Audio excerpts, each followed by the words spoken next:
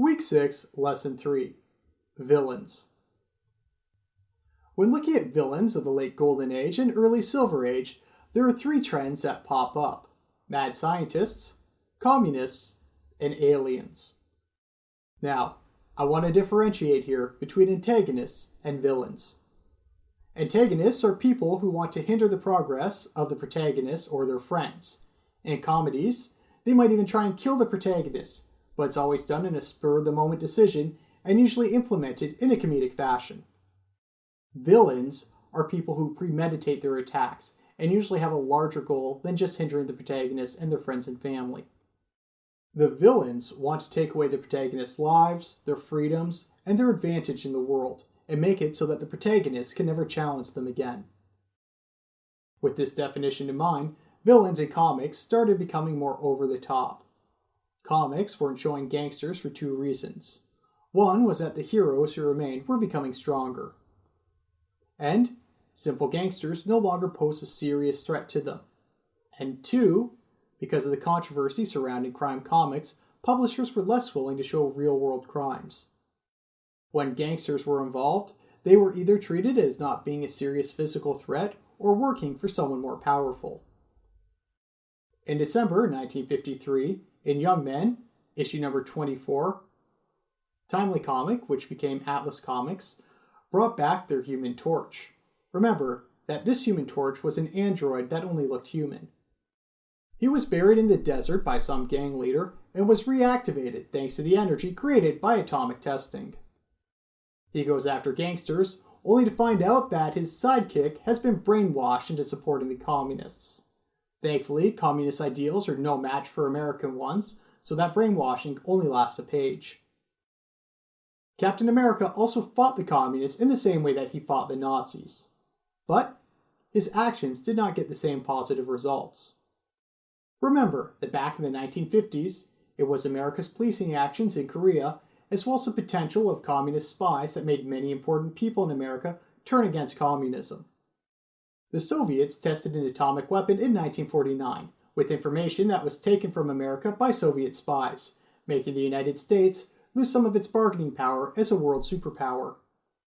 Because of this, many in authority wanted to crush any potential Soviet influence before it could appear in the States. In theory, having characters fight Soviets would be even more successful than having them fight a pre-war Hitler. In practice, for whatever reason, it wasn't. There were a few potential reasons for this. The most important is that superheroes weren't selling, so having cautioned criminals fight real-world threats wasn't as interesting as it used to be. Even Captain America, the Submariner, and the Human Torch were all allegedly brought back to try and leech off of the popularity of the Superman television show. The second reason was that, at least before the Comics Code went into effect, there was more competition in genres. Science fiction, fantasy, funny animals, teen comedy, romance, horror, and crime. The third reason was that people learned about the propaganda that was used in comics to fight the Axis, and people had become wise to it. Many were tired of war and didn't want to demonize their past allies the way they demonized Hitler. And the fourth and last reason I'm going to mention here is that there wasn't as much hatred towards the communists in America as there was towards the Nazis leading up to entering World War II. But the Nazis did have plenty of mad scientists that survived the war. And, if you remember, DC Comics started out having its heroes fight mad scientists. Superman fought them, Batman fought them, Captain America fought them. They were the most interesting people to fight in the 1930s and early 40s until the Nazis and Nazi stand-ins became villains. During the war, people found out that one of the reasons that the Nazis were such a threat was because of the quality of their scientists. One of the reasons that America became such a major military power at the end of the war was because of its scientists and the invention of the atomic bomb. If atomic power led to such changes in society, what would the next jump in energy do? Comics used this to make mad scientists legitimate threats against heroes. The most famous of these mad scientists from this era being Lex Luthor, Superman's main nemesis. Science is what would be used to get a hero with the powers of Superman to be in danger from an ordinary man. Remember the Flash's villains? They all use technology that they made themselves to commit crime. Sure, if they knew anything about the patent system, they'd all be millionaires who would never have to steal again. But they created weapons to take down a person who was more powerful than them in almost every way, even though they almost never used their scientific knowledge for future crimes. They were lazy with their technology, and instead of using it to make the world a better place, they used it for their own limited, greedy purposes. The other characters that had futuristic weapons in abundance were aliens. And once the Comic Code Authority made supernatural creatures and brutal gangsters illegal, comics were falling back to aliens to become the main villains of a story. There were a lot of standalone series, which we'll get to in a future video, but for now, let's look at reoccurring aliens. The first one is Brainiac, who I think most fans will agree is Superman's most important villain after Lex Luthor.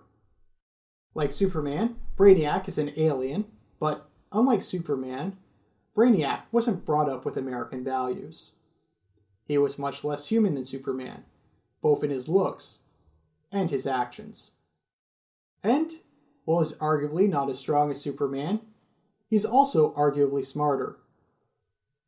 He cuts himself off from emotions as much as possible to take a calculated look at a situation. His first appearance is also very interesting. On July 1958, in Action Comics, issue number 242, Brainiac appears and starts shrinking the world's capital cities.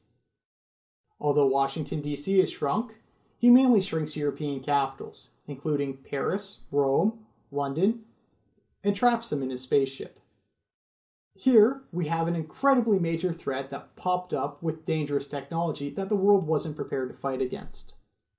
He took over the capital of major European cities, and, interestingly enough, they were all capitals outside of the Iron Curtain. We don't see Berlin or Moscow or even Beijing be shrunk down and captured. These were capitals of the so-called free world. Using this information, I would hypothesize that Brainiac represents a threat of 1950s communism as seen by Americans. Remember that when communism first appeared in the writings of Marx, it was promoted as being scientific, while the people practicing capitalism couldn't back up their practices with science when the writings of communism first appeared.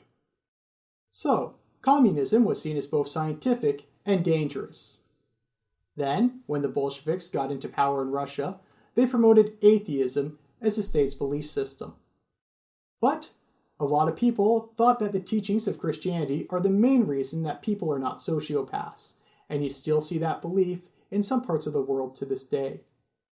So, all the atrocities that the Soviets were causing were because they didn't have the help of capitalism to make their lives better, they didn't have the promise of heaven to make themselves moral, and they didn't use moderation with science to make their lives easier. And how did Superman defeat Brainiac? He was shrunk down to the size of a thumb and had to use stealth to undo the damage that Brainiac did.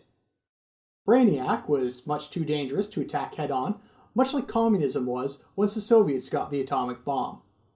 Stealth and damaging his power by proxy was the way that Superman would defeat him. Much like the United States was trying to do with communism through their foreign influence. Sticking with DC, there was one more alien villain, Sinestro. He was the new Green Lantern's archenemy. In June 1961, in the second series of Green Lantern, issue number 7, Sinestro made his appearance. Sinestro was an alien that used a magic ring powered by fear to defeat the Green Lanterns. He also used to be a Green Lantern, but left when the Green Lantern's watchmen, the Guardians, refused to accept his practices. He went around the universe, gathering people to help him, and used his fear to control an anti-universe called Quard, where good is bad, and evil is considered the proper thing to be. He gains his powers from a yellow ring, which has the same powers as a Green Lantern's ring, but is more powerful against the color green. Sinestro uses a Green Lantern's inability to kill their enemies against them, and keeps getting away again and again every time he gets caught. With this information, he could come to the same thesis as Brainiac, where Sinestro is a stand-in for a communist threat as seen through the eyes of America at the time. Sinestro used to be on the same side as the Green Lanterns, just like America and the Soviets were on the same side in World War II. Then, like how Sinestro's actions made him have a falling out with the Green Lanterns, the Soviet Union's actions made them have a falling out with their allies.